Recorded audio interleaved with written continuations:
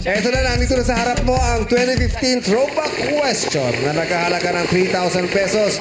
Kapag nasagot mo yan, ang tama, plus 5,000 plus 3,000 equals 8,000 at pag mali naman, magiging 2,000 mapapawasan. Kaya naman, buksan na natin ang iyong Throwback Question. Ha? May usok pa din! Chang! Hindi na uubos! Luto na yung siomay! Ay, hindi na ba sinaing ngayon? Di na! Siomay ito, na? pinainit lang. Grabe, hindi na uubos. Kukunin ko na yung tanong, ha? Ikaw, Chang. Kakatakot. Galing, may tunog na may usok pa. Baka ano tayo dyan, mapaso. Ba't ganun yung usok? Bakit? Anong amoy? Parang nagutom ako.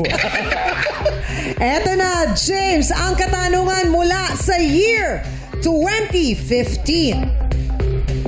Sinong Santo Papa ang nag-apostolic visit sa Pilipinas noong January 15 to 19 noong 2015? A. Pope John Paul II, B. Pope Francis, C. Pope Paul V, or D. Pope Benedict? Is it A, B, C, or D?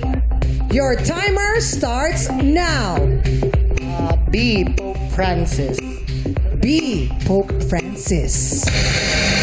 Parang sure na sure ka sa sagot mo, ah. Napanood mo ba yon sa TV nung dumating siya dito? May onting naaalala ko, pero at the same time, process of elimination. Process of elimination. 19, ano yan, Chang? 2015.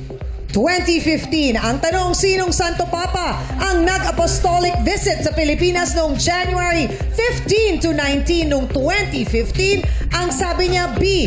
Pope Francis is correct! Mas 3,000 ang iyong pera! Yes, ibig sabihin, idadagdag natin ng 3,000. Meron ka ng 8,000 pesos! Congratulations! Meron ka ng 8,000 pesos! Jay! Ay, naku,